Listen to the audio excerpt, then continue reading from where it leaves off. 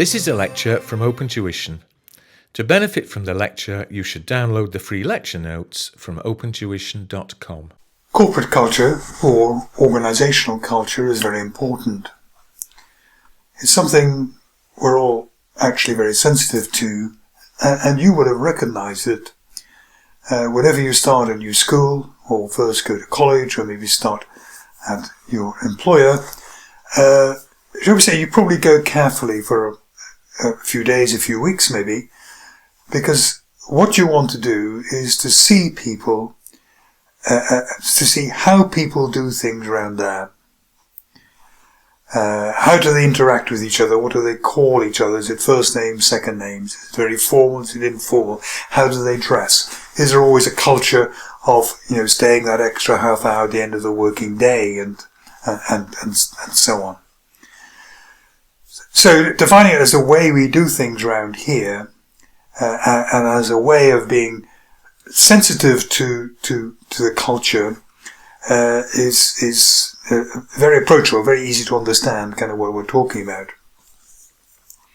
And it's important in organisations because the culture within the organisation affects really how it operates.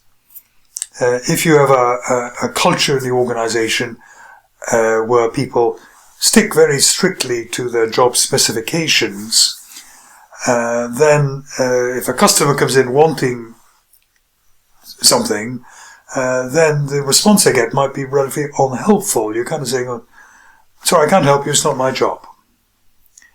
And really, nowadays that's unlikely to promise much long-term success for organisations where people expect a bit more better service, a bit more responsiveness, and so on.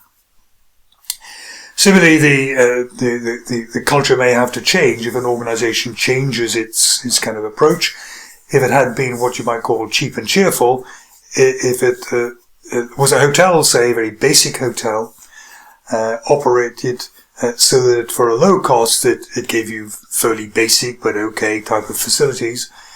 If it found that the market was very competitive and wanted to go up market to a much more luxurious type of hotel, then the culture in the organisation would have to change. The relationships between staff and so on, the way you might define good service, your idea of actually what the organisation is for, would have to change. And if it didn't, then it would be impossible to deliver this high-class, more luxurious type of service. Now, the cultural web here is an attempt to set out these six influences, really, 7 influences, on what determines a culture, or what certainly affects a culture. So, going from the top, symbols and titles.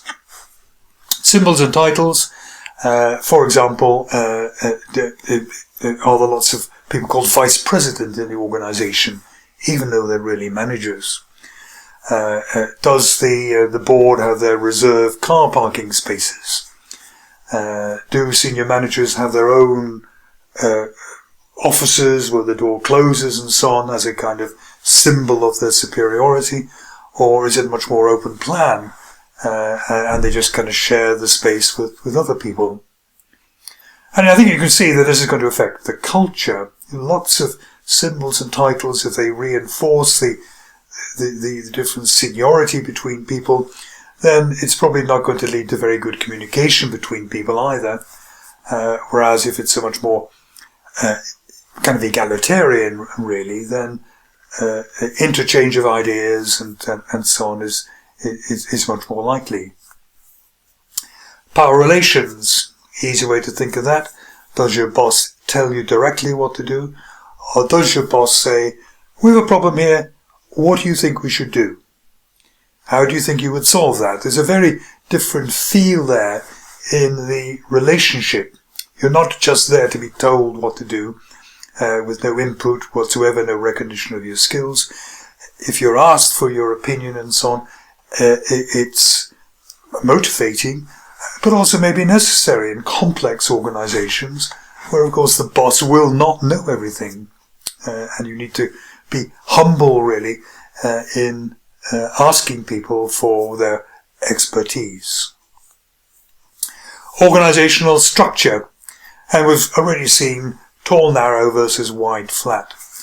A tall, narrow structure tends to lead towards a very strict kind of bureaucratic, slowly going up through the layers, very carefully watched by your superiors because of the very small span of control, versus the wide, flat, where if your boss is looking after 12 people, if that's the number of people reporting to your boss, then your boss can't be duplicating the work. The boss has to trust you to get it right, really.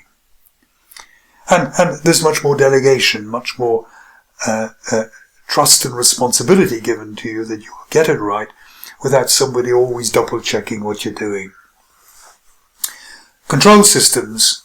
Some organizations will record what people are doing every 12 minutes, every 6 minutes. So an hour is divided into 10 pieces, and you charge different clients in units of 6 minutes. That is fantastically close control. Other organizations do not do that at all. You do not have to account for every 6 minutes of your day. Some organizations are fiendishly strict on expenditure. Any type of additional expenditure has to be kind of authorized and so on. You can't even buy a litre of milk for the office coffee without getting all sorts of permissions and so on. We're not saying that there shouldn't be any controls, but sometimes maybe controls get in the way of common sense. Controls slow things down. Controls can eat away at people's self-esteem if they're regarded as being too petty. Rituals and routines have a place to play in setting the feel of the organisation. It could be that everyone on their birthday brings in a birthday cake and shares it amongst their co-workers, and that I suppose adds to the friendliness. Some organisations, when I was trained to be an accountant, as auditors, you're away from the office most of the day. You're not really in contact with most of your colleagues. But every Friday afternoon, the ritual was to come back to the office, where everyone would have a bit of a chat in the afternoon, and then there's usually some sort of kind of social event in the office, just to kind of team build a little bit with people you weren't habitually seeing. Myths and stories. Myths and stories are normally selected and promoted as examples of the really kind of best way of behaving.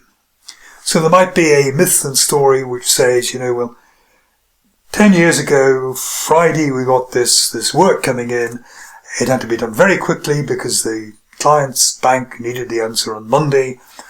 And what we did was we kind of worked all the way through the weekend and so on, with pizza brought into the office to feed people and so on. It was a terribly difficult weekend, but we got through it, and we got the report to the bank in time, and the client was really pleased with us. And this is the held up as the example of the sort of behaviour which is expected within an organisation. You're always succeeding, always hitting deadlines, never failing your client type of culture. And then in the middle of this, you have what's called an organisational assumption or paradigm.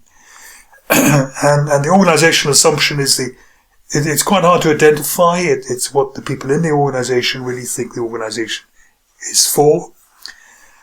An example I could give perhaps is in the UK's National Health Service. Maybe 50 years ago, the organisational assumption was that everyone can be helped to the greatest possible extent. Everyone, has a right to all the potential drugs and so on, all the potential treatment and so on that is available. And perhaps that was possible then because the variety of drugs and the type of medical procedures around were relatively unsophisticated. And people did feel that it was the job of the health service to, in a way, give help without counting the cost. Now, with many more pharmaceuticals and very expensive ones, with many more very complicated, say, operations, procedures, surgical procedures and so on, maybe costing a lot of money, then the organizational assumption has maybe changed a little bit. That is not just helping everyone with the most expensive drug, even if it prolongs life for like 5 days. There's a kind of maybe recognition now that some sort of budgetary responsibility or some sort of a nod towards the budget and the use of resources needs to be taken into account. Otherwise, we may not be spending precious resources and time in the best way possible. So there's maybe a little bit of a shift there in what you think the organizational assumption really is, how you think the organization should behave and what it's for. Now, Handy classify, you've got these 6 or 7 influences on culture, and Handy then said, their influence can result perhaps in 4 types of culture. First of all, there was the power culture. Basically, the power culture is absolutely where there is a boss. Okay? The big boss, if you like. And usually this person's name is the same as the name of the company. And this person essentially keeps all the power to themselves, doesn't delegate, doesn't share any power. You do almost anything this person says without having to question it at all. It's very bad for what we'll see as corporate governance. The problem with these very powerful, almost bullying people is that they will come in one day and say, you give me the pension funds, and you give them the pension funds, even though maybe that's not something you should be doing. You tend to find this in the smaller entrepreneurial type companies where someone has started it off and it hasn't really grown, or these people haven't learned to maybe delegate power a little bit. If it continues into large organizations, and that can be difficult for one person to retain the power, but if it does, if it is found in large organizations, it's usually a sign of considerable risk, because you have one person with almost absolute power, almost a dictator within a large organization, and it opens up the doors really to very bad corporate governance. There's no reason why this person is going to make good decisions. Would it not be better if they were to consult a little bit more? Can they really be master of everything? Well, then really goes as a role culture, and I suppose that is roughly in line with what we call a functional organizational structure. People have roles. You're the chief accountant, you're the credit controller, you're the management accountant, and so on. You're given a title, and the titles are usually kind of arranged, if you like, within functions. This can work very efficiently. We talked about economies of scale. Everybody in the accounting department kind of speaks the same sort of language. They understand what's going on, and so on. The problem is that people can begin concentrating on preserving their position in the hierarchy, preserving their role and all that goes with it. And it can become very, very kind of blinkered. This is where people will look at their job description, they will fulfill their job description, but they will never go outside it.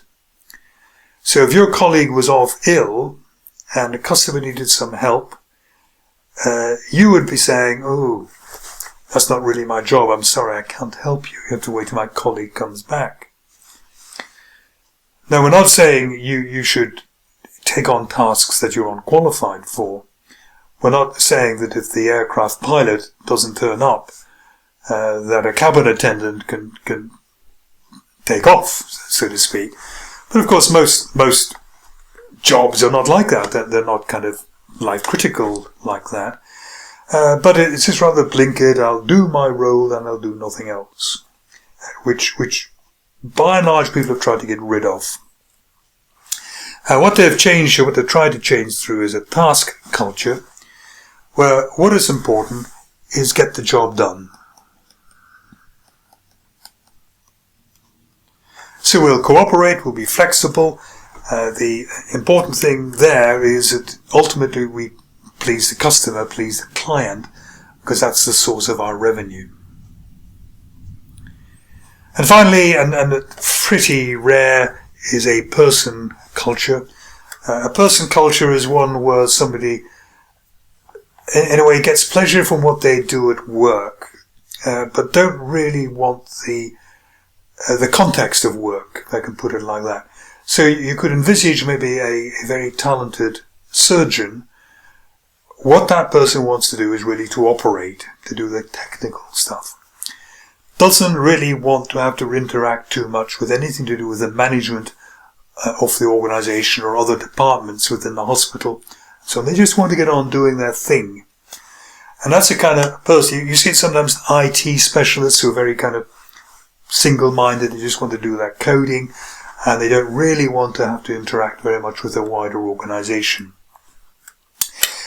Nobody advocates this, particularly. It was identified by Charles Handy as a particular sort of almost detached person within the organisation. Shine, not much to say here. You need to know these three levels, if you like, here, three levels of culture. He said, first of all, it's very obvious stuff that you can see, the artifacts. So you see immediately in a culture how people dress. Is it formal? Is it always suit and tie? And so on, or are people allowed to come in their t-shirts and so on.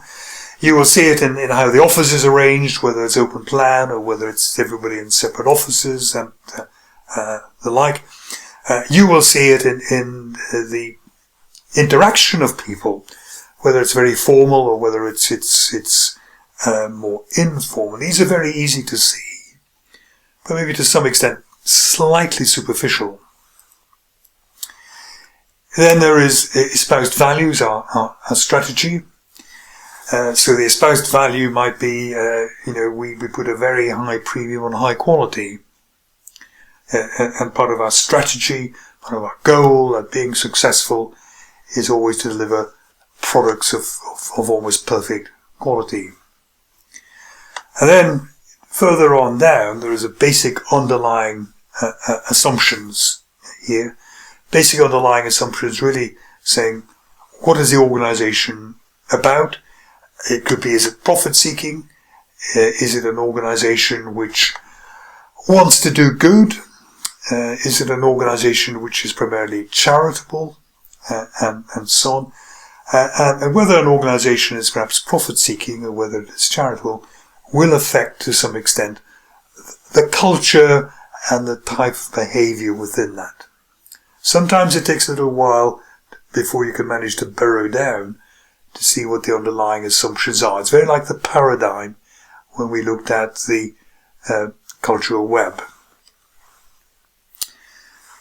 Finally, we have work of Hofstede, who looked at how cultures may be affected by different national characteristics. So how does national culture influence how people work and expect to be managed? And he came up with these ideas. First of all, power distance. Is the country that you are in, is the way people interact, does it tend to be one where interactions tend to be by giving orders? And it doesn't tend to be asking people for their opinion. Okay? So it's a sort of culture where if you're called manager, you believe you know best. Or is it the sort of culture where if you're called manager, you know you're kind of in charge of these people, but for some aspects they may know best. And this is very much a national thing. There are some countries where when people are called manager or promoted to manager, to me it just seems it goes to their head. They think they've almost had a brain transplant because they're manager, and they are obviously much more talented than everybody else. Uncertainty avoidance. Some cultures do not like uncertainty, others are willing to take a gamble. So, for example, in the USA, uncertainty avoidance is low. In other words, people are very willing to have a go at starting up a business. They realize they might fail, but if they fail, that is not regarded as shameful. The shame is in not ever trying. So people are encouraged to take risks. In other cultures, if you fail, people are likely to look at you and look down on you because you tried something and you failed. And again, this is to do, obviously personality comes into it. Hofstede it was trying to say that, although there are great overlaps between national cultures, he kind of say there are certain traits which are more common maybe in some countries than in others. Individualism, collectivism. Is it a culture where people like to do things themselves, are willing to, if you almost impose their will? Or is it collectivist, where you actually want everybody in your team to agree? And some cultures would be unhappy unless they got, by discussion, by consensus and so on, everyone in their team to agree. This would be a kind of regarded as a failure. Whereas some cultures would say, I don't need those people to agree. This is what I'm going to do. And I'll go out on a limb and I'm going to do it myself. And finally, there is masculinity. Masculinity, something's highly masculine.